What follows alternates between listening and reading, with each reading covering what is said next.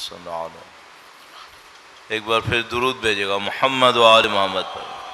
اللہم صلی علی محمد محمد وعجل فرجهم. اعوذ باللہ من الشیطان الرجیم. بسم اللہ الرحمن الرحیم. الحمد للہ رب العالمین والصلاة والسلام علی سید الانبیاء والمرسلین حبیب الہ العالمین ابی القاسم محمد. اللہم صل علی محمد آل محمد وعجل فرجهم وعلى آلہ الطیبین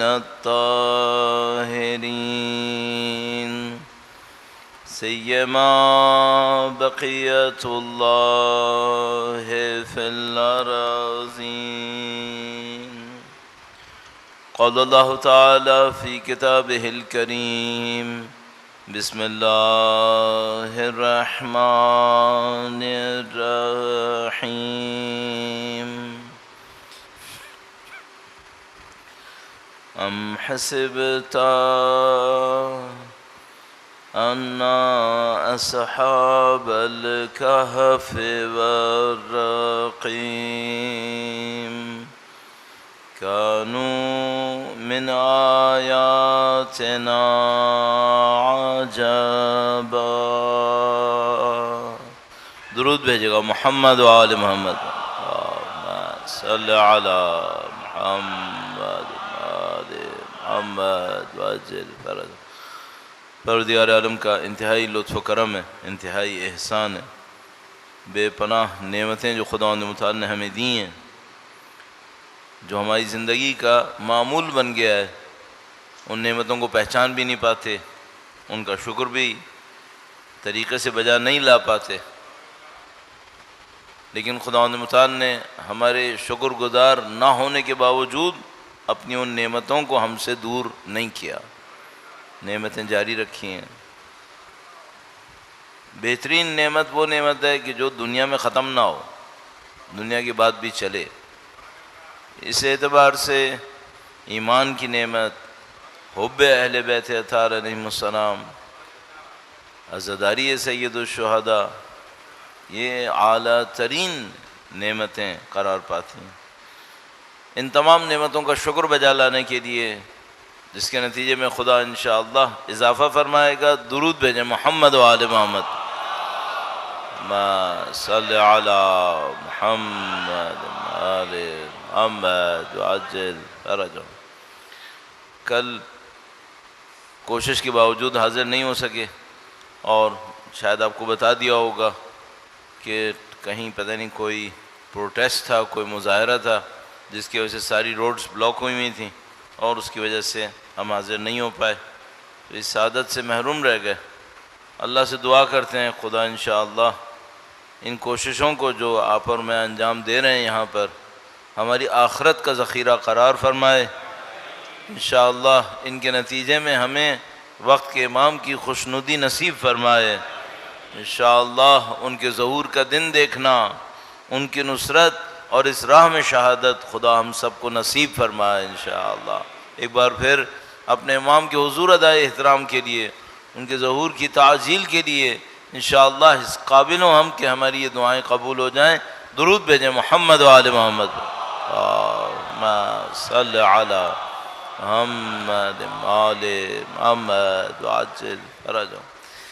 الحمدللہ یہ آگہی، یہ شعور ہمارے معاشرے میں بڑھتا جا رہا ہے کہ ہمیں اپنے امام کے لیے کچھ کرنا ہے.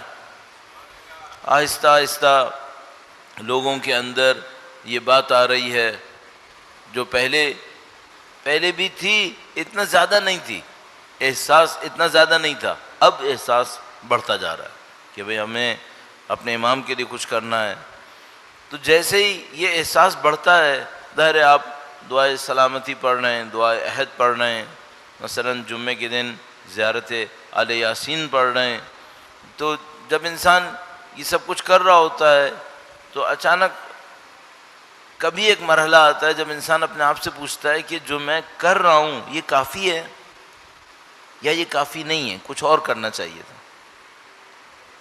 اچھا ایک بات واضح ہے، اگر سب کچھ صحیح ہوتا تو ظہور ہو چکا ہوتا، کچھ تو کمی ہے. اگر سب صحیح ہوتا تو پھر غیبت کیوں ہے؟ تو کہیں نہ کہیں کوئی کمی تو ہے. اچھا اب ہمیں یہ بھی پتہ ہے کہ بھئی یہ معاملہ ایک قوم دو قوم کا نہیں ہے. مثلا ہم یہ کہیں کہ بھئی ایرانی صحیح ہو جائیں، پاکستانی صحیح ہو جائیں، عراقی صحیح ہو جائیں، نہیں، یہ معاملہ ایک دو قوم کا نہیں ہے، یہ بہت بڑی کوئی جد و جہد ہے. اس کی وجہ یہ ہے کہ جو نتیجہ نکلنا ہے وہ نتیجہ بھی ایک آدھ قوم تک کا نہیں ہے، وہ نتیجہ بین الاقوامی ہے، پوری دنیا نے تبدیل ہونا ہے. تو پھر انسان کو یہ بھی سمجھ میں آتا ہے کہ بھئی یہ تو شاید ممکن ہے کہ ہم یہ کہیں کہ بھئی پاکستان علم کے اعتبار سے، مجتہد بنانے کے اعتبار سے اتنا مرکز نہیں ہے، یہ مرکز نجف میں ہے، یہ مرکز قم میں ہے. چلو بات سمجھ میں آتی ہے کہ بھئی ہمارے پاس وہ سابقہ نہیں ہے، وہاں مدرسے 1000 سال سے بنے ہوئے، 1200 سال سے بنے ہوئے، ہمارے یہاں تھوڑی بنے ہوئے، ہم تو خود یہاں پر کچھ سالوں کے بعد آئے ہیں. تو یہ کام ہمارا نہیں ہے. لیکن امام کی نصرت بھی ہمارا کام نہیں ہے. ٹھیک ہے، علم کے مرکز ہمارے پاس نہیں ہے، اس طاقت میں، اس توانائی میں نہیں ہے، لیکن کیا ہم یہ سوچ سکتے ہیں کہ ہم یہ کہیں کہ امام کی نصرت کا کام بھی انہی کا ہی ہے؟ نہیں، یہ تو نہیں سوچ سکتے. سب نے شریک ہونا ہے، سب نے کچھ نہ کچھ کرنا ہے. تو اس کا مطلب یہ ہے کہ اس معاملے میں ہم اپنے آپ کو ایکسیپشن نہیں دے سکتے. علم میں، حوزہ علمیہ میں، لائبریریاں، کتاب اور یہ اور وہ، اس میں شاید ہم کہیں اپنے آپ کو یہ کہیں کہ بھئی ہماری طاقت توانائی میں نہیں ہے، اس میں نہیں کر سکتے. تو پھر ظاہر ہے پھر وہ سوال ابھرتا ہے کہ بھئی ہم امام کی نصرت کے لیے سب سے بہترین کام کیا کر سکتے ہیں.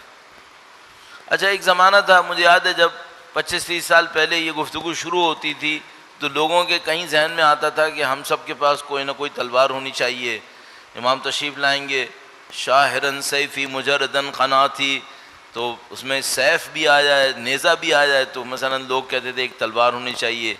مجھے یاد ہے اس زمانے میں لوگ اپنے گھر میں ایک تلوار باقاعدہ لٹکاتے تھے کہ مثلا یہ امام کی نصرت کے لیے، ظاہر ہے یہ سمبولک تھا. پھر بعد میں سب کو احساس ہوا کہ نہیں بھائی یہ وہ چیز نہیں ہے جو کسی روایت نے ہم سے مانگی ہو کہ تمہارے گھر میں ایک تلوار ہونی چاہیے. کیا پتہ امام تلوار سے جہاد کریں گے، کس انداز میں جہاد کریں گے. پھر مثال کے طور پر جو چھوٹے چھوٹے آئیڈیاز تھے وہ بیچ میں لوگوں کے دماغ میں آتے رہے کہ مولانا جب امام تشریف لائیں گے تو بالآخر پیسہ بھی تو چاہیے ہوگا، تو ہمارے پاس پیسہ ہونا چاہیے. تو یہ بھی پھر ختم ہو جاتا ہے دماغ سے کہ نہیں، پیسہ بالآخر ضروری نہیں ہے کہ امام کے وجود کو اسی پیسے کا ہی کوئی فائدہ ملے. بعض اوقات پیسوں کے ڈھیر لگے رہتے ہیں، کوئی فائدہ نہیں ہوتا. کسی نے کہا کہ بھائی ٹیکنالوجی کی بھی تو ضرورت ہے، تو ہمیں ٹیکنالوجی میں آگے جانا چاہیے. ہاں بات صحیح ہے.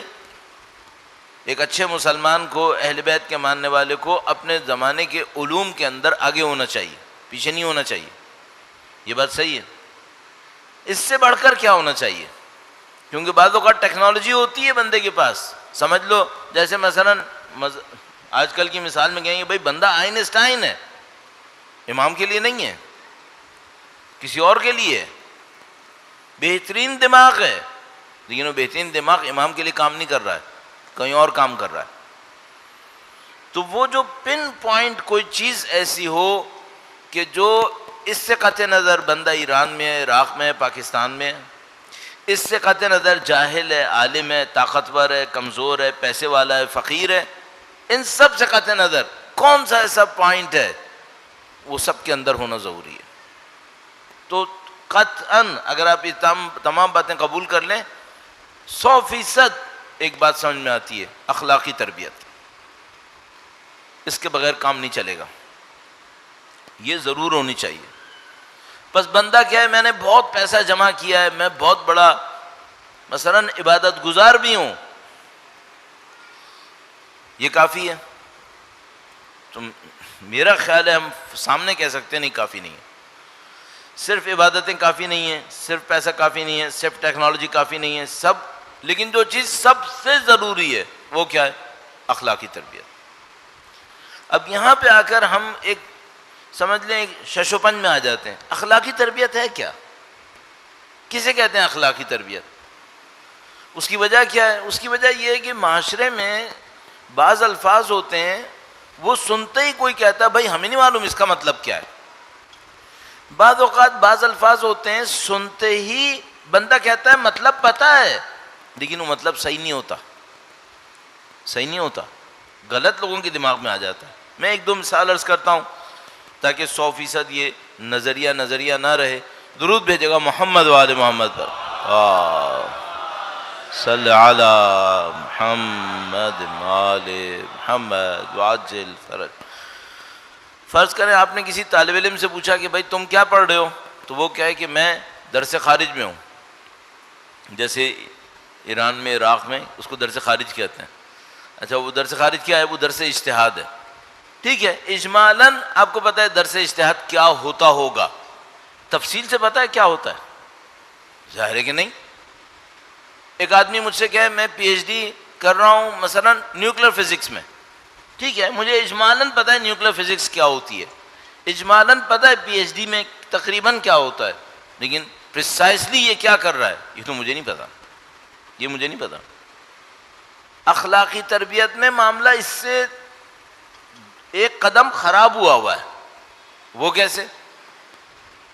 یہ نہیں ہے کہ اجمالاً پتہ ہے کہ کیا ہے، بعض اوقات جو پتہ ہے وہ بالکل غلط ہے، جو پتہ ہے وہ صحیح نہیں ہے۔ کل میں کہیں پہ کہہ رہا تھا یہ کہ بھئی ہمارے ہاں اگر ہم کسی بندے کے لیے کہتے ہیں کہ یہ اخلاقی اعتبار سے بہت اچھا بندہ ہے، وہ بندہ کون ہوتا ہے؟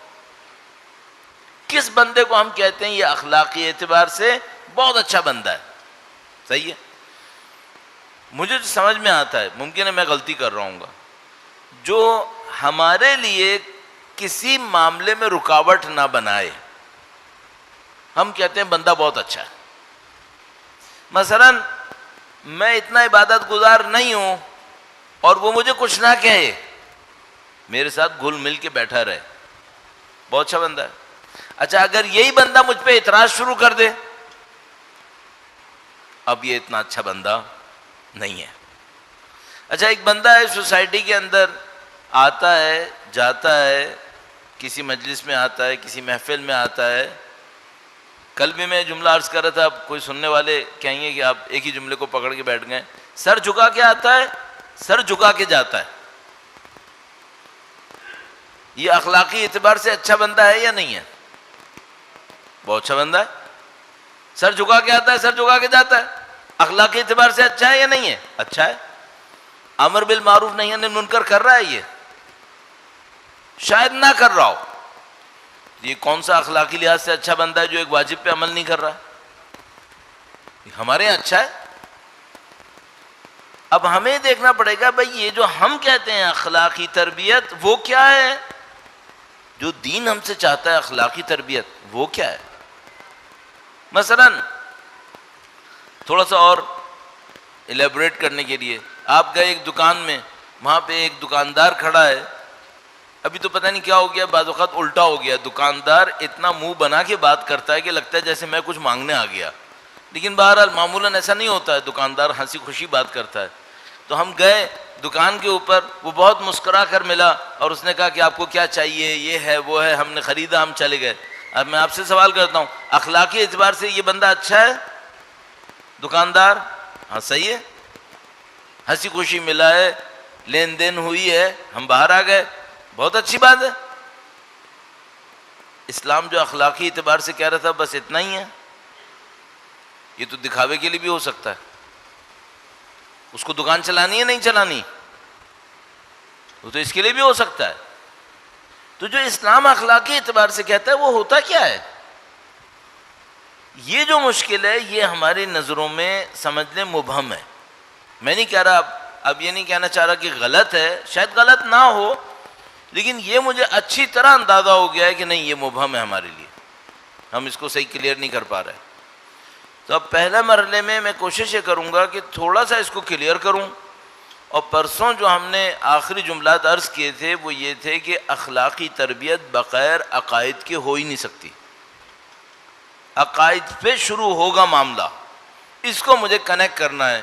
کیونکہ پرسوں میں نے یہ کہا تھا کہ میں اس کو تھوڑا سا عرض کروں گا. درود بھیجے گا محمد و آل محمد پر. صلی علی محمد آل محمد وعجل فرجہ. اچھا، میں معمولاً کوشش یہ کر رہا ہوتا ہوں کہ یہ جو مجالس عرض کروں اس سے میں سب سے پہلے تو خود سیکھوں، تاکہ میں مرنے سے پہلے چیزیں سیکھتا رہا مروں. موت آئے تو سیکھتے بھی آئے کم از کم، ایسا نہ ہو کہ میں اسٹیٹک ایک جگہ پہ کھڑا مر جاؤں. دوسری بات یہ کہ میں کوشش یہ کر رہا ہوتا ہوں کہ جو سیکھنے کا پروسیس ہو وہ گراؤنڈ ریالٹی سے نکلے. یعنی میں یہ نہیں کر سکتا کہ میں آپ کے سامنے اخلاقی تربیت کے لیے مثلا جامع السعادہ ایک کتاب اٹھاؤں، جس کو اردو میں عروج السعادہ کہتے ہیں، اس میں سے پڑھنا شروع کر دوں. نہیں، یہ کافی نہیں ہے، کتابی ہو جائے گا، پھر لائف میں سے نہیں ہوگا. تو مجھے اس کو زندگی کے نزدیک لانا ہے. اس کے دو میں نے عرض کیا فائدے ہوں گے. ایک تو یہ کہ مجھے بھی فائدہ ہوگا اس کا، اگر میں کتابی کروں گا تو مجھے فائدہ نہیں ہوگا. دوسرا مسئلہ ہے آپ کو بھی کوئی فائدہ نہیں ہوگا اگر بہت زیادہ بکش ہوا. تو اب میں زندگی کے نزدیک لاتا ہوں. کل کسی نے مجھے میسج کیا، اور یہ پتہ نہیں کتنی دفعہ آتے ہیں ایسے میسج، میں خود مبتلا ہوں. تو اس نے میسج کیا کہ بھائی مجھے غصہ بہت آتا ہے، میں غصے کے لیے کیا کروں؟ اب یہ جو ایک چھوٹا سا سوال ہے نا، غصہ بہت آتا ہے، غصے کے لیے کیا کروں؟ اچھا، معاشرے میں لوگوں کو غصہ آتا ہے یا نہیں آتا ہے؟ بہت ہے، بھرا پڑا ہے. ذرا سا کہیں گاڑیاں نزدیک ہو، پھر جو گھور کے دیکھے گا وہ تو جیسے کھا جائے گا گاڑی کے اندر بیٹھے بیٹھے. کیوں ہے ایسا؟ اب اس ایک غصے کے پیچھے اگر جائے نا کہ یہ غصہ کیوں ہے، تو ایک جگہ پہ پہنچیں گے کہ آپ کہیں گے اس کو خدا پہ یقین نہیں ہے، اس وجہ سے. اتنی دور تک بات جائے گی، ہاں بات جائے گی، اتنی دور تک جائے گی، خدا پہ یقین نہیں. یہ جو اخلاقی تربیت کا کنیکشن ہے عقائد سے، یہ سب سے اہم ہے. اس کو ڈھونڈنا پڑے گا. اگر ہم نے اس کو نہیں ڈھونڈا تو ہم اوپر محنت کرتے رہیں گے، اندر معاملہ صحیح نہیں ہوگا. اب میں تھوڑا سا اس کا کنیکشن عرض کرتا ہوں تاکہ ہم یہ دیکھیں جو ہم اخلاقی تربیت کہہ رہے ہیں یہ سادہ معاملہ نہیں ہے کہ مثال کے طور پر ہم نے کسی سے کہا بھائی اخلاقی تربیت یہ کہ آپ کو غصہ نہیں آنا چاہیے، وہ کہتا ہے ٹھیک ہے. اب اس کو بہت اندر کھولن ہو رہی ہے، وہ نہیں بول رہا ہے، تو ہم یہ کہیں اس کی اخلاقی تربیت ہو گئی ہے، اب دیکھو اس کو غصہ نہیں آ رہا ہے. نہیں آ رہا ہے، دکھا نہیں رہا ہے. اخلاقی تربیت یہ نہیں تھی کہ آئے اور نہ دکھائے، اخلاقی تربیت یہ تھی کہ نہ آئے. یہ کیسے ہوگا؟ یہ کہاں سے ہونا ہے؟ ٹھیک ہے، تو اب بسم اللہ کرتے ہیں اس موضوع کے اوپر. درود بھیجے گا محمد و آل محمد پر. صلی علی محمد آل محمد وعجل فرجہ. انسان کے اندر ایک، شاید اردو میں بھی آسانی سے استعمال کر سکتے ہیں، حالات پہ راضی ہونا. حالات پہ راضی ہونا. حالات کیا ہمیشہ موافق ہوتے ہیں کیا؟ نہیں، کبھی موافق ہوتے ہیں، کبھی مخالف ہوتے ہیں. ہم کیا ہمیشہ حالات سے راضی ہوتے ہیں؟ نہیں. گاڑی کا ٹائر بھی پنچر ہوتا ہے تو موڈ خراب ہو جاتا ہے. کیوں ہوا یہ؟ ایسا کیوں ہے؟ اس کی وجہ ایک بات تو یہ کہ میں اپنی کنوینئنس کو خطرے میں پڑتا دیکھتا ہوں تو میرا موڈ خراب ہوتا ہے کہ بھئی میں سکون سے چل رہا تھا، اب یہ ٹائر پنچر ہو گیا، اب مجھے اس کے اوپر محنت کرنی پڑے گی، جہاں میں جا رہا تھا وہاں دیر سے پہنچوں گا، تو جو میرا سکون تھا وہ سکون چیلنج ہو گیا تو مجھے برا لگا. اچھا، یہ کیوں برا لگا؟ کیونکہ میں یہ سمجھ رہا تھا کہ دنیا اسی طرح چلے گی جیسے میں نے سوچا ہے. کوئی عقل مند آدمی یہ کہے گا کہ دنیا ویسی چلے گی جیسے میں نے سوچا ہے؟ نہیں. تو پھر غصہ کیوں آ رہا ہے؟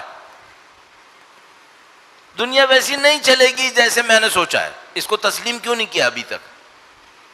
نہیں تسلیم کیا. یہ وہ جگہ ہے، اخلاق کو ہم نے عقائد سے کنیکٹ نہیں کیا ہے. یہ مشکل ہے ہماری. ہم نے اپنے لیے ایک اخلاق بنائے ہیں، برے نہیں ہیں، اچھا ہے الحمدللہ رب العالمین، لیکن گہرائی نہیں ہے اس کے اندر. گہرائی نہیں ہے، سادہ سادہ میں چل رہا ہے. اب دیکھیے دین ہمیں کیسے سکھا رہا ہے. میں آج بیٹھے بیٹھے ایسے میرے ذہن میں آئی کہ یہ جو سورہ حمد ہے اس کی سٹارٹنگ بڑی عجیب ہے. بسم اللہ الرحمن الرحیم، الحمد للہ رب العالمین. اسٹارٹ کہاں پر ہے؟ پوری قرآن شروع ہو رہا ہے. آپ کی ہر نماز شروع ہو رہی ہے. آپ کی ایک دن میں پتہ نہیں کتنی دفعہ فاتحہ آنی ہے. کہاں سے شروع ہو رہا ہے؟ خدا تعریفیں ساری تیرے لیے ہیں، الحمدللہ. اچھا، جس دن آپ سورہ فاتحہ پڑھ رہے ہوتے ہیں ہمیشہ آپ کے لیے اچھا دن ہوتا ہے؟ نہیں، سختی بھی ہوتی ہے، نرمی بھی ہوتی ہے. کسی دن بہت سخت دن ہوتا ہے، اس دن سورہ فاتحہ نہیں پڑھتے؟ پڑھتے ہیں. یہ الحمدللہ پھر کیسے کہتے ہیں؟ سوچتے نہیں ہیں اس لیے کہتے ہیں. سوچا ہی نہیں. تو اب ایک کام کرتے ہیں، ہم سورہ فاتحہ پڑھتے وقت جب کہیں الحمدللہ اپنی زندگی کو سوچیں اور کہیں خدا اسی پہ شکر کرنا ہے. ٹھیک ہے، ان میں سے بہت ساری چیزیں ایسی ہیں جو مجھے اچھی نہیں لگ رہی، لیکن الحمدللہ ٹھیک ہے، شکر الحمدللہ. یہ کر سکتے ہیں ہم یا نہیں کر سکتے؟ دیکھیں آپ نماز یہیں سے شروع کریں، الحمدللہ رب العالمین، خدا تیرا شکر. اچھا، ابھی نماز سے پہلے آسانی تھی یا مشکل تھی؟ بہت مشکل تھی. ابھی شکر کرو گے؟ ہاں شکر کروں گا. کیوں؟ کیونکہ میں بندہ ہوں، میں خدا نہیں ہوں. میں خدا کی ہر دی ہوئی زندگی کا شکر کروں گا، ہر دیے ہوئے حالات کا شکر کروں گا. یہ کنیکشن ہم نہیں جوڑ پائے، یہ ہمیں جوڑ لینا تھا. الحمدللہ خدا تیرا شکر. سختی تھی؟ ہاں تھی، پھر بھی شکر الحمدللہ رب العالمین. ایک ذرہ بھی خدا کی ربوبیت سے باہر نہیں ہے. میں بھی اس کی ربوبیت کے اندر ہوں. آج سختی نظر آ رہی ہے پھر بھی شکر. ہاں شکر. کیوں؟ ایک رب ہے میرا، بے آسرا نہیں ہوں، آسرا ہے. شکر کرو. اب ذرا سوچو، کسی کا کوئی بہت عزیز دنیا سے جائے، اب بھی خبر ملی ہے 10 منٹ پہلے کہ وہ دنیا سے گیا ہے، اس کو نماز پڑھنی ہے، اور کیا کہنا ہے؟ الحمدللہ رب العالمین. اس ربوبیت کو تسلیم کرتے ہیں ہم؟ زبان سے کرتے ہیں، اندر سے نہیں کر رہے. آپ ذرا ایک جملہ سوچیں، یہ میں بات کی بات پہلے کہہ رہا ہوں جو میں شاید بعد میں کہتا، لیکن میں سوچتا ہوں بعض اوقات کہ بتانے میں کنجوسی نہیں کرنی چاہیے. پلاننگ تو اچھی چیز ہے لیکن کنجوسی اچھی چیز نہیں ہے. بول دینا چاہیے، بعد میں کہنے کے لیے خدا کچھ اور دے دے گا انشاءاللہ. سید الشہداء نے اپنے آخری لمحات میں جو جملہ کہا ہے وہ کیا ہے؟ خدا میں تیری قضا پہ راضی ہوں. اللہ اکبر. کہاں جا کر کہا ہے؟ اور تعجب ہے اگر آپ غور کریں، جو 3 جملے سید الشہداء نے کہے ہیں، رضن بے قضائک، تسلیماً لامرک، لا معبود سواک، یا غیاث المستغیثین. عربی میں تینوں چاروں جملوں میں میں نہیں ہے. یہ نہیں کہا میں راضی ہوں، میں کا لفظ ہی نہیں کہا ہے. سید الشہداء اس عالم میں خدا سے کہتے ہیں، خدایا میرے لیے میں کچھ نہیں ہوں، تو ہی تو ہے، تیری قضا پہ راضی ہوں. تیرے امر پہ تسلیم ہوں، تیرے سوا کوئی معبود نہیں ہے، یا اللہ۔ اچھا اب یہ جو مجھے سیکھنا ہے یہ کب سیکھنا ہے؟ اب یقین مانیے ہم سب کے ذہنوں میں نا ایک عجیب سا تصور چل رہا ہے، وہ کیا؟ ایک وقت آئے گا جب امام تشریف لائیں گے، مجھے جنگ کے لیے پکاریں گے، میں بھی جنگ میں لبیک کہتا ہوا جاؤں گا، پھر وہاں میری معنوی تربیت ہو جائے گی۔ ارے بھائی معنوی تربیت نہیں ہوئی، اخلاقی تربیت نہیں ہوئی، وہاں تک جاؤں گا کیسے؟ ابھی سب کے ذہن میں یہ ہوتا ہے جب حج پہ جاؤں گا بیت اللہ کے دروازے کو پکڑ کے اللہ سے یہ دعائیں کروں گا۔ وہاں جا کے بھی کر لینا، یہاں خدا نہیں ہے، یہاں کیوں نہیں کر لیتے؟ یہاں کرو، وہاں جا کے اور اچھا کر لینا، آگے پہ نہیں ٹالیں، ابھی کریں۔ ابھی بھروسہ ہے کہ زندہ رہیں گے، کیا پتہ کب مریں گے۔ تو یہ اخلاقی تربیت میں نہیں کر سکتا کہ میں آگے پہ ٹال دوں، نہیں، اب آگے کہاں جانا ہے، جو کرنا ہے ابھی کرنا ہے۔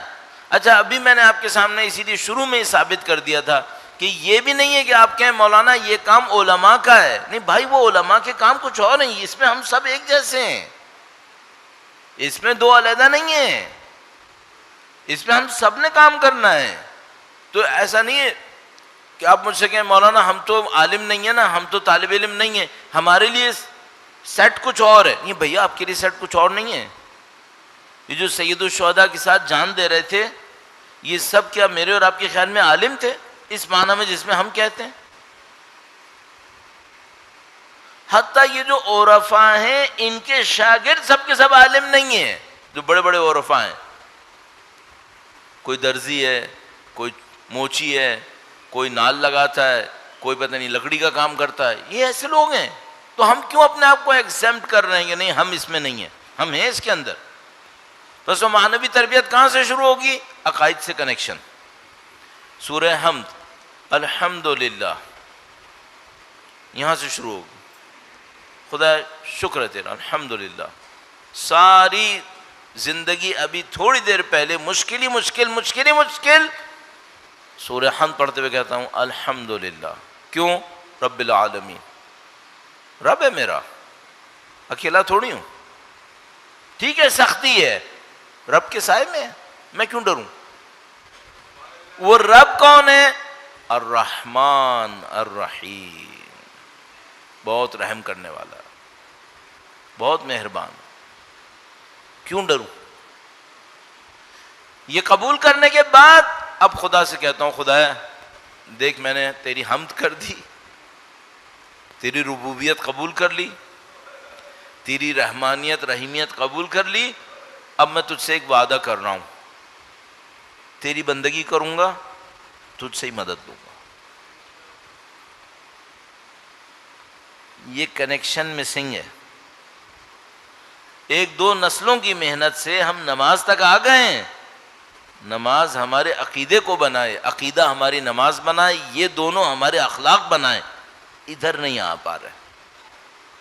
اب ہمیں محنت کرنی ہے، اس میں کسی طریقے سے انٹر ہونا ہے۔ اور میں نے آپ کو سمجھ لیجئے بالکل اسٹارٹنگ کے لیے ایک چھوٹا سا پوائنٹ عرض کر دیا۔ اب اس سے میری درخواست آپ سے کیا ہے؟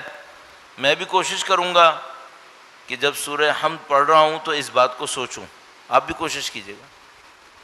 اب واجب نمازیں پڑھیں گے کم سے کم، باقی بھی پڑھتے ہوں گے، سورہ حمد پتہ نہیں کتنی مرتبہ پڑھیں گے، اپنے لیے چیلنج رکھیں کہ جب بھی سورہ حمد پڑھوں ان باتوں کو سوچوں گا کہ میں زندگی کو اس سے کنیکٹ کر لوں انشاءاللہ۔ درود بھیجیں محمد و آل محمد، صلی علی محمد آل محمد وعجل فرجهم، سلام اللہ علیہ، اللہم صلی علی محمد وعجل فرجهم۔ اچھا اب یہاں پہ ایک معاملہ تھا جو میں نے ابھی تک عرض کرنے کی کوشش کی، وہ یہ کہ بھائی ہم ایگزمپٹڈ نہیں ہیں، ہمیں محنت کرنی ہے۔ یہ بھی عرض کیا کہ بعد میں نہیں کرنی ہے، ابھی کرنی ہے، اس کو آگے نہیں بھیجیں۔ تو میں آپ سے یہ بھی کہوں گا، یہ مت سوچے گا آپ یہاں تک تشریف لائیں، سنیں اور چلے جائیں۔ اگر میں نے یہ کیا کہ میں صرف سنانے کے لیے یہاں تک آیا اور گیا، یقین مانے میں نے آپ کے ساتھ ظلم کیا. اور اگر آپ نے یہ کیا کہ آپ صرف سننے کے لیے آئے اور چلے گئے، آپ نے بھی پھر اپنے ساتھ ظلم کیا. ہمیں سیکھ کے کچھ عمل میں لانا ہے، آگے بڑھنا ہے. تو اب ایک مسئلہ ہے، یہ میں نے کل پرسوں عرض کیا تھا آپ کی خدمت میں کہ بھائی بعض لوگ اتنے خوش نصیب ہوتے تھے، ان کے پاس علم اخلاق کے استاد ہوتے تھے، وہ ہر روز دوپہر شام کہیں اپنے استاد سے ملتے تھے، یا ہفتے میں ایک آدھ دفعہ جا کے پوچھتے تھے بھائی ہمارا معاملہ یہ کیسا ہوا، یہ کیسا ہوا. ہم اتنے خوش نصیب نہیں ہیں، تو ہمارا کام تھوڑا ٹف ہو گیا ہے. البتہ یہ بھی عرض کرتا چلوں کہ جب وہ علم اخلاق کے استاد ہوتے تھے تب بھی سب کو توفیق نہیں ہوتی تھی کہ وہ ان کے پاس چلے جائیں، نہیں ہوتی تھی. کچھ لوگوں کو توفیق ملتی تھی. تو ایسا نہیں کہ آپ سوچیں اگر میں نجف میں ہوتا تو میں بہت بڑا استاد ہوتا، نہیں. بہت سارے نجف میں ہوتے تھے، قم میں ہوتے تھے، نہیں جاتے تھے. اب کیا کرنا ہے؟ اب آپ اپنی عام زندگی سے سیکھیں. دیکھیں آپ نہیں جائیں گے نجف پڑھنے کے لیے، آپ نہیں جائیں گے قم پڑھنے کے لیے، نہیں ہونے والا یہ. تو آپ کو کہاں سے سیکھنا ہے؟ اپنی عام زندگی سے. یہی جو آپ واجب نمازیں پڑھ رہے ہیں انہی سے سیکھیں. یہ بھی نہیں ہوگا کہ مثال کے طور پر وہ کوئی کہنے لگا کہ ہم نجف کے اندر دیکھتے تھے کہ کتنے لوگ نماز شب کتنی لمبی لمبی پڑھتے ہیں، تو کہا کہ ہم نے دیکھا کہ نماز شب کی ویتر کے اندر ابو حمزہ پڑھنے والے بہت ہیں. اللہ اکبر. یہ بھی نہیں ہونے والا، یہ ہم نہیں کر رہے. تو ہم تربیت کیسے کریں؟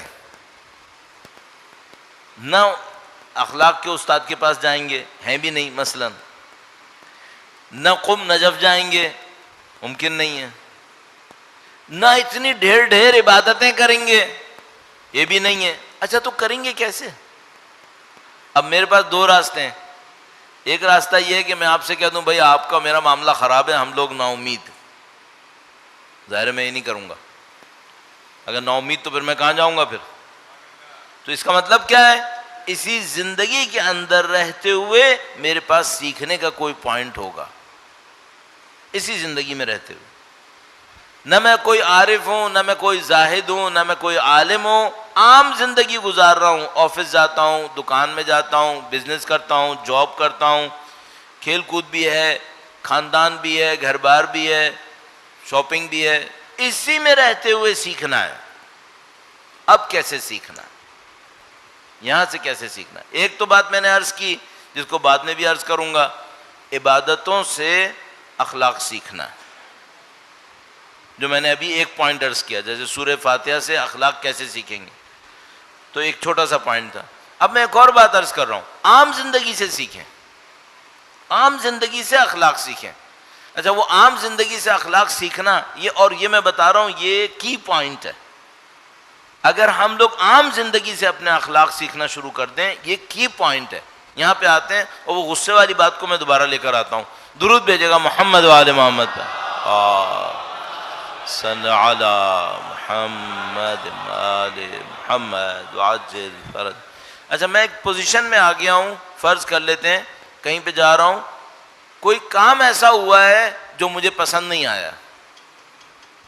چھوٹی چھوٹی مثالیں میں نے عرض کی، گاڑی کا ٹائر پنچر ہو گیا، فلاں کے پاس گیا، اس سے ملنے کے لیے اس نے ایسے منہ بنا کے مجھ سے بات کی، بدتمیزی کر دی، یہ ہوا وہ ہوا، کوئی بھی چیز ہوئی مجھے پسند نہیں آ رہا. صحیح ہے، کیا میں اپنے آپ کو یاد دلا سکتا ہوں کہ عقیدے کے اعتبار سے مجھے اب کیا کرنا چاہیے؟ یہ سٹارٹنگ پوائنٹ ہے. اگر آپ کے اور میرے اندر یہ کنٹرول آ جائے کہ ہم اپنی عام زندگی میں دین کو یاد کر لیں، یہاں سے ہماری تربیت شروع ہو جائے گی. دیکھیں ابھی آپ یہاں بیٹھے ہوئے ہیں، یہ مجلس ہو رہی ہے، ماحول دین کا ہے، سید الشہداء کا فرش عزا ہے. یہاں جو بھی دو افراد بیٹھے ہیں نا وہ اس کانٹیکس میں بیٹھے ہیں. تو آپ کے برابر میں جو بیٹھا ہے وہ بھی عزادار ہے، آپ کے برابر میں جو بیٹھا ہے وہ بھی دیندار ہے. آپ ایک دوسرے کے ساتھ کم سے کم یہاں پر غلطیاں نہیں کریں گے. تو جو یہاں پہ صحیح ہیں اس کا مطلب ہے یہ ہر جگہ صحیح ہوں گے؟ نہیں، یہاں پہ ماحول نے صحیح کیا ہوا ہے. کیا ایسا ہو سکتا ہے کہ یہ ماحول ہمیں باہر بھی یاد آئے؟ مثلا میں باہر گیا، وہاں مجھے ایک آدمی نظر آیا، اس آدمی کا اس کمیونٹی سے کوئی تعلق نہیں ہے، نہ یہاں کا رہنے والا ہے، نہ ہمارے دین مذہب کا ہے، مثلا نہ شکل شمائل سے ہمارا جیسا لگ رہا ہے، کچھ نہیں ہے، کچھ اور ہے. مثلا اس نے ایک بات کی مجھے اچھی نہیں لگی، کیا میں سوچ سکتا ہوں یہ بھی اللہ کا بندہ ہے؟ برداشت کر لوں. یہاں پہ کیوں برداشت کر لوں گا؟ کچھ دیکھ دکھاؤ میں بھی کرنا پڑے گا، رکھ رکھاؤ میں بھی کرنا پڑے گا. سب جانتے ہیں مجھے یہاں پہ. میں اگر یہاں بیٹھا ہوں ممبر کے اوپر تو یہاں کوئی ایسی حرکت کروں گا جس سے میرا اندر کا کوئی ضعف، کمزوری نظر آئے آپ کو، کوشش کروں گا نہیں کروں. اور باہر جا کے باہر معاملہ خراب. اگر ہم اور آپ اپنی زندگی میں یہ کام کر سکے کہ جس موقعیت میں آئیں، جس پوزیشن میں بھی آئیں، اپنے دین سے پوچھیں کیا کرنا چاہیے. اور پھر وہی مسئلہ ہے، عقیدے کو لاؤ، عقیدے کو بیچ میں لاؤ، نظر انداز مت کرو. ایک مثال عرض کرتا ہوں، درود بھیجے گا محمد و آل محمد پر. صلی علی محمد آل محمد وعجل فرج. آیہ کریمہ ہے، قل لن یصیبنا الا ما كتب اللہ لنا هو مولانا وعلی اللہ فلیتوکل المؤمنون. کہو اے نبی، کوئی چیز ہمیں مصیبت کی نہیں پڑے گی سوائے وہ جو خدا نے ہمیں لکھی ہے. خدا نے لکھا ہے تو پڑے گا. لن یصیبنا الا ما كتب اللہ لنا هو مولانا، وہ ہمارا مولا ہے، وہ ہمارا آقا ہے، اور اسی پر ہم مومنوں کو توکل کرنا ہے. صحیح ہے؟ یہ ایک آیہ کریمہ ہے. اچھا یہ بھی عرض کرتا چلوں کہ یہ جو کووڈ وغیرہ کا زمانہ آیا تو اس کے اندر لوگ بہت پوچھتے تھے کہ مثلا مولانا کوئی آیت بتائیں جس سے کووڈ کا علاج ہو جائے. اس طرح کی باتیں بہت ہوتی تھیں. تو مثال کے طور پر ہر ایک نے کہیں نہ کہیں سے کچھ نہ کچھ نکالنے کی کوشش کی. تو اس زمانے میں دیکھ رہا تھا، تو ایک زمانے میں آیت اللہ خوانصاری ایک ہوتے تھے، ان کے شہر میں کوئی وبا آئی، کوئی مشکل آئی تھی، تو وہ اپنے علاقے کے مرجع تقلید تھے. میں خود خوانصار ایک شہر ہے چھوٹا سا، وہاں پہ پڑھ چکا ہوں. وہاں پہ بڑے بڑے مرجع تقلید تھے، بہت اچھا شہر تھا. تو اور یہ بہت پہلے کی بات ہے، یہ بات ہے پہلی اور دوسری جنگ عظیم کے درمیان کی. تو لوگ ان کے سامنے آئے، انہوں نے کہا آقا صاحب بہت مسئلہ ہے، وبا آئی ہے، یہ ہے وہ ہے. تو انہوں نے کہا کہ اگر میں تمہیں کوئی حل بتاؤں تو کرو گے؟ انہوں نے کہا ہم کریں گے. تو انہوں نے ایک روایت ہے ہمارے پاس جس میں مولا امیر المومنین نے آیتیں بتائی ہیں. درود بھیجے گا محمد و آل محمد. اللہم صلی علی محمد وعجل فرج. تو وہ روایت بھی ہے ہمارے پاس کتابوں میں. تو انہوں نے اس روایت کو استناد کیا، 7 آیتیں اور ایک جملہ امام نے آخر میں دعا کے لیے کہا ہے کہ یہ 7 آیتیں پڑھو اور اس کے بعد دعا کرو. تو انہوں نے اپنے لوگوں سے کہا کہ بھئی یہ 7 آیتیں آپ فجر کے بعد پڑھیں گے، یہ دعا مولا نے فرمائی یہ کریں گے، اور انشاءاللہ آپ ان تمام پریشانیوں سے، وبا سے محفوظ رہیں گے. تو بتانے والا نے، اچھا اس زمانے میں کسی چیز کو پھیلانے کے لیے کیا کرتے تھے، ظاہر ہے اب وہاں پہ ریڈیو وہ ٹی وی وغیرہ تو ہوتا نہیں تھا، کلپ بنایا بھیج دیا، یہ سب نہیں ہوتا تھا. تو لوگ مجبور ہوتے تھے کہ فوراً لکھیں اور لکھ کر دوسری جگہوں پر پہنچائیں. تو ایک بہت بڑے کیلیگرافر تھے، کیلیگرافر وہ جو خوش نویس لکھتے ہیں اچھا ہینڈ رائٹنگ میں. تو ان سے بات کی کہ بھئی آپ ان 7 آیتوں کو لکھ دیں. تو انہوں نے وہ 7 آیتیں لکھ دیں اور لکھ کر آیت اللہ کو بھیجیں. وہ بغداد میں ہوتے تھے، عراق میں. تو انہوں نے 7 آیتیں لکھی اور آغا کے پاس بھیجیں. پھر آغا نے اس کے اوپر لکھا کہ اس کو فجر کے بعد پڑھیں انشاءاللہ، اسٹیمپ لگا دیا. اس کو لوگوں نے ایک دوسرے تک پہنچایا. وہ ابھی تک موجود ہے وہ تصویر. تو اس میں پہلی آیت یہ آیت ہے، قل لن یصیبنا الا ما کتب اللہ لنا، کوئی مصیبت ہم تک نہیں آئے گی سوائے وہ جو خدا نے ہمارے لیے لکھی ہے۔ اچھا وہ جو خدا نے ہمارے لکھی ہے فوراً دماغ میں آتا ہے، امتحان کے لیے لکھی ہے یا سزا کے لیے لکھی ہے؟ تفصیل سے اس کے اوپر گفتگو کیے، ہم بھی جو کچھ بول سکتے تھے ہم نے بولا ہے۔ کچھ بھی ہو، چاہے خدا نے سزا میں لکھی ہو چاہے خدا نے آزمائش میں لکھی ہو، دونوں صورتوں میں آپ ایک کام کرو، بولو الحمدللہ رب العالمین۔ کچھ بھی ہو، حتیٰ سزا میں بھی دی ہے نا تب بھی بولو الحمدللہ۔ کیوں؟ یہیں پہ سزا دے رہا ہے، آخرت تک نہیں رکھ رہا۔ بہت اچھا ہے، یہیں پہ ٹال دے۔ آزمائش ہے تو میرے درجہ بلند ہوگا اس سے، تو نہیں بولوں الحمدللہ دونوں صورتوں میں؟ تو آیت کریمہ کیا فرمائے؟ قل لن یصیبنا، کوئی مصیبت ہم تک نہیں پہنچے گی الا ما کتب اللہ لنا، اس پہ یقین کرو۔ آپ اپنی زندگی میں ان آیتوں کو جمع کریں، جب بھی کسی ایسی ناگوار چیز پر پہنچیں اپنے آپ کو یاد دلائیں یہ زندگی میرے کنٹرول میں نہیں ہے، ہر چیز میری مرضی کے مطابق نہیں ہوگی، میری ہر اولاد وہ کرے جو میں چاہتا ہوں، نہیں ہونے والا، نہیں ہوگا۔ میرا ہر ہمسایہ وہ کرے جو میں چاہتا ہوں، بندے خدا۔ اللہ کے رسول ان لوگوں کے ساتھ رہ رہے تھے جو وہ کام کرتے تھے جو اللہ کے نبی پسند نہیں کرتے تھے، پھر بھی رہتے تھے۔ تو یہ جو کنیکشن ہے نا، یہ آپ اور میں اپنی زندگی میں جوڑنا شروع کر دیں۔ اب کل میں کوشش کروں گا کہ تھوڑا سا اس سے آگے بڑھ کر یہ سوچیں کہ اس میں ہماری روحانی تربیت کیسے ہوگی، اس کو مجھے عرض کرنا ہے کل آپ کی خدمت میں۔ یہ تھوڑا سا ایک پیچیدہ معاملہ آئے گا ابھی، لیکن میں کل انشاءاللہ اس کو کوشش کروں گا۔ اور میں جلدی نہیں کر رہا ہوں کیونکہ ایک تو دن ہے میرے پاس، ایک دن بلا وجہ میں ضائع ہو گیا، یہ کل کا دن اللہ جانتا ہے۔ خیر جب میں گاڑی میں بیٹھا تھا تو یہی سوچ رہا تھا کہ میں یہی کہنے جا رہا تھا کہ ہر چیز میری مرضی سے نہیں ہوگی، تو آج میں پھنس گیا یہاں پہ اور مجھے کیا پتا کیوں پھنسے، اللہ جانتا ہے۔ تو آہستہ آہستہ چلائیں گے، لیکن میں آپ سے پھر ایک درخواست کروں گا، اپنے اوپر بھی محنت کر رہا ہوں، آپ بھی محنت کریں، اپنی زندگی میں اپنا دین ڈھونڈیں۔ بہت سخت ہے، بہت سخت ہے۔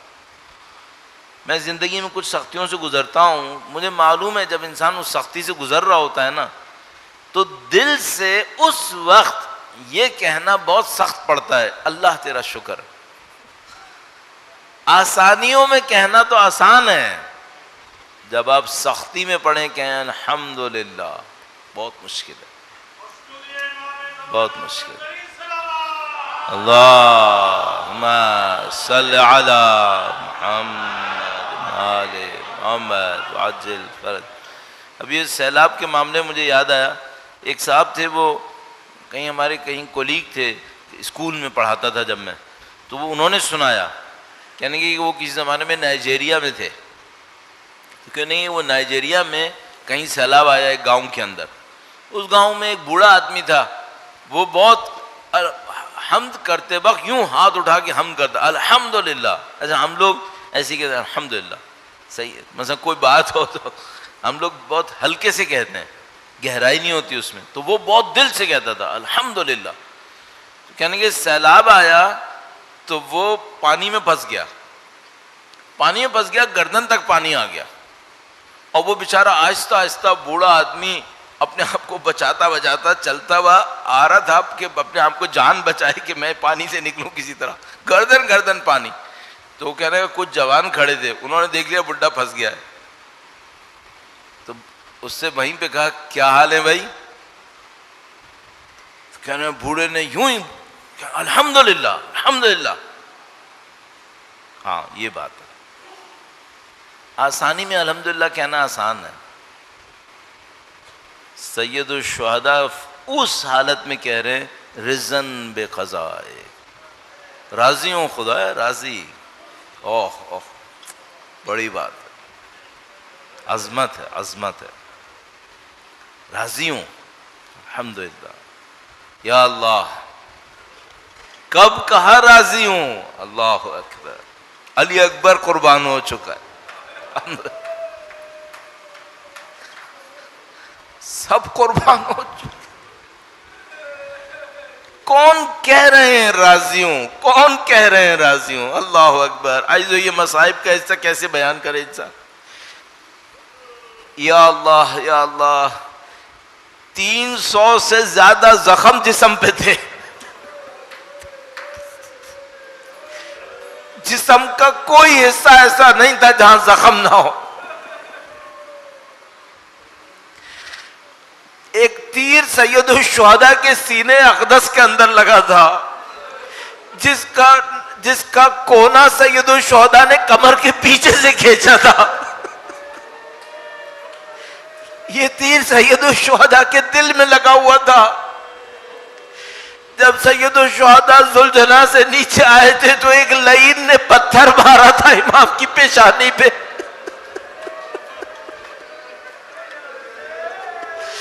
جسم امام کا لہو لہان تھا، ایک ایک حصے میں زخم تھا، پتہ نہیں کتنے تیر لگے ہوئے تھے، خود سینے میں تیر لگا ہوا تھا، پیشانی گویا پھٹ چکی تھی، امام زمین کے اوپر گرے ہوئے تھے، شمر لعین کچھ ہی دیر میں گردن کاٹنے آنے والا تھا، اور امام کو پتا تھا کہ جب میں شہید ہوں گا تو یہ میرے خیموں کے اوپر حملہ کریں گے، اور امام اس عالم میں کہہ رہے رضن بے قضائے، اے خدایا جو تیرا حکم ہے میں راضی ہوں۔ کتنی توحید ہے! اگر اس توحید کی جیسی توحید چاہیے ہے تو وہ توحید پھر بی بی زینب کبریٰ سلام اللہ علیہا کی زبان سے دیکھنی پڑے گی۔ جب بی بی عبید اللہ ابن زیاد کے دربار میں گئی اور اس نے یاد دلایا کہ تمہارے سارے بھائی مر گئے، تمہارے جوان مر گئے، اور بی بی نے کہا ہم نے حسن کے سوا کچھ نہیں دیکھا۔